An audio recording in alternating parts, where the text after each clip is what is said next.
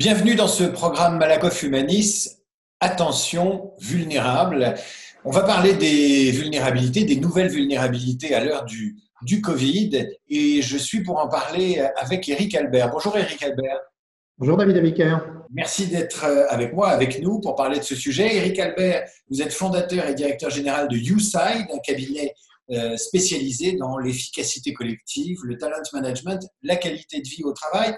Comment on peut tenir dans un contexte actuel quand on gère des collaborateurs, des salariés, des employés, puisqu'on va d'un confinement qui avait été pénible en un déconfinement qui s'est avéré très provisoire et on reconfine maintenant?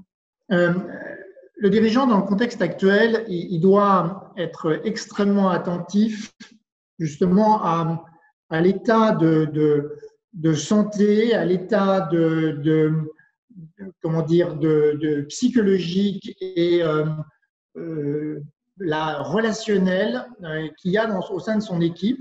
Il doit à la fois donner des objectifs extrêmement clairs et peu nombreux, parce qu'il y a un vrai besoin d'alignement de tout le monde. Parce que dans ces moments-là, tout le monde risque un peu de se disperser pour une raison très simple, c'est que les gens ne se voient pas.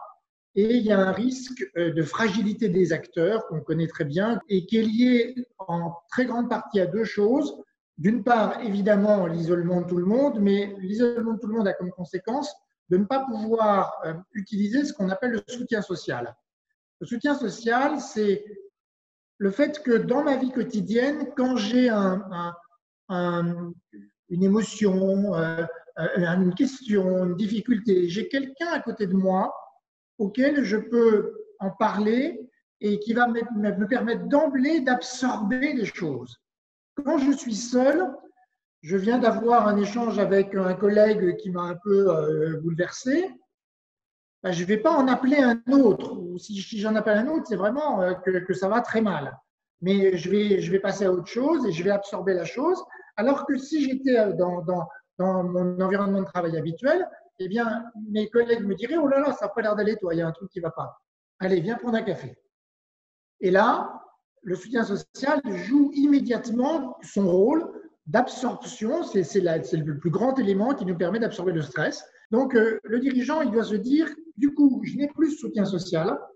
Comment est-ce que je fais en sorte qu'il y ait du collectif qui se joue? Comment je fais en sorte qu'il y ait du temps informel qui passe à travers les écrans, ce qui est très difficile, parce que dans les écrans, on n'est que dans le message du contenu, on est très peu dans la relation. Donc, comment est-ce que j'ai du temps, qui est du temps aussi où je consacre aux individus, à ce qu'ils sont, à ce qu'ils vivent, à comment on partage ce qu'ils vivent. Donc là, il y a un problème pour le manager, pour les salariés, c'est la même chose. Le soutien social, c'est leur béquille.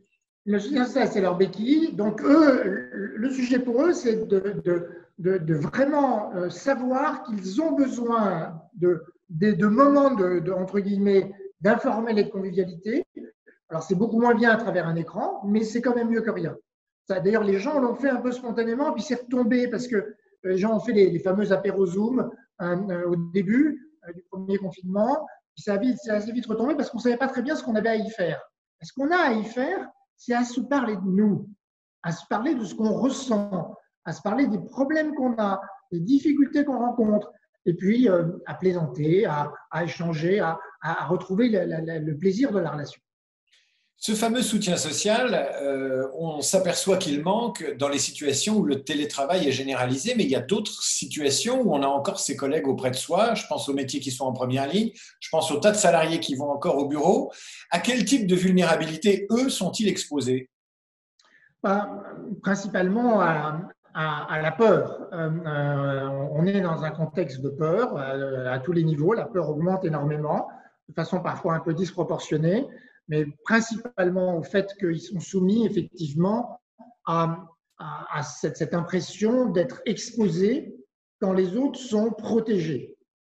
Et donc, il y a un sentiment qui est très fort chez nous, qui est dès qu'il y a un peu d'injustice, c'est exacerbé. Donc, il y a un sentiment d'injustice parce qu'ils sont exposés. Et puis, il y a un deuxième sentiment qui est cette inquiétude légitime d'attraper la maladie, avec les conséquences pour eux et leurs proches. Donc, C'est là où vraiment, alors là-dessus, les entreprises, mais je pense que les entreprises font bien le job globalement, c'est d'être incroyablement attentif à respecter les conditions de sécurité, gestes barrières et autres. Éric Albert, on est dans un contexte particulièrement anxiogène. C'est un contexte international où le monde est instable. C'est un contexte économique où l'économie est très fragilisée par le Covid. On pourrait aussi parler du terrorisme qui accentue la dimension anxiogène des informations. On parlait de monde d'après. Parlons plutôt de la façon dont on va prendre en charge ces vulnérabilités dans les mois qui viennent. Est-ce que les choses vont fondamentalement changer par rapport à ce qui se faisait avant? Ce qui va changer, il y a plusieurs choses qui vont changer. D'abord, pour ajouter au tableau que vous faisiez, il faut ajouter une autre dimension, c'est la crise de la méfiance. C'est-à-dire que c'est la première fois dans l'histoire de l'humanité que tous les pays ferment leurs frontières, que l'étranger est a priori dangereux, que cette méfiance s'exprime après à l'intérieur d'un pays, entre les régions, et puis ça finit par on se méfie de son voisin. Donc, et tous les jours, on nous dit méfiez-vous. Méfiez-vous de la personne que vous croisez. Et on en arrive à se dire méfiez-vous des gens avec qui vous vivez, donc gardez le masque à la maison. Donc, il va falloir qu'on travaille énormément dans le monde d'après sur comment est-ce que je recrée de la relation, de la confiance, de l'ouverture, parce que c'est aussi une crise de la fermeture, de l'ouverture vers les autres. Et je crois que dans le monde de l'entreprise, on a vu qu'il y a eu un engouement du premier confinement pour le télétravail, et on voit bien qu'on est en train de toucher les limites du télétravail, pour toutes les raisons dont je parlais tout à l'heure. Donc, on va avoir des modes de travail qui vont intégrer le télétravail, ça c'est une certitude, mais on sait bien que le sujet majeur qu'on a dans le monde d'après, c'est faire communauté. C'est se retrouver sur des intérêts communs, des objectifs communs, des valeurs communes et un sens commun qui fait qu'on partage un sens dans nos vies ensemble. Et donc, le dirigeant de demain, il doit être absolument préoccupé par ça et se dire comment je reconstruis ça. Éric Albert, il y a une contradiction à dépasser parce que vous me dites finalement un des principaux facteurs de réconfort qui nous manque en télétravail et qui manque de façon un peu généralisée, c'est ce fameux soutien social. Et en même temps, vous dites on est dans une société de défiance. Comment on va dépasser ça? Je pense qu'on va dépasser ça. Alors là, je crois beaucoup à ça. On va dépasser ça par notre humanité. C'est qu'on a besoin des autres. On voit bien à quel point l'ouverture sur l'autre, le besoin des autres, c'est tellement ancré en nous. C'est un besoin extrêmement… Rappelons-nous que le bébé ne peut pas se développer sans le sourire de son environnement. Vous mettez un bébé sans relation, il ne se développe pas. Au cœur de notre humanité, il y a d'abord la relation. Et donc, ce qui va nous sauver, c'est ça. Et c'est cet élan qu'on va avoir, ce besoin énorme de se retrouver, de passer du temps ensemble. Donc, ce qui me rend, moi, très optimiste pour la suite, c'est que cette humanité va nous déborder. Et qu'on le voit d'ailleurs d'une certaine façon dans cette difficulté qu'ont certains à se reconfiner. Et c'est un signe très positif, ça. Moi, ce qui m'a inquiété, c'est plutôt que les gens qui étaient contents du confinement que ceux qui sont mécontents du confinement. Une dernière question qui est un peu surprenante, mais je pense qu'elle nous concerne tous. Est-ce que vous, Éric Albert, vous vous êtes senti vulnérable à un moment donné dans votre parcours professionnel? D'abord, je me suis senti très souvent en échec. Une grande partie de mon travail, c'est d'aider les gens et parfois, je trouvais que je ne les aidais pas assez.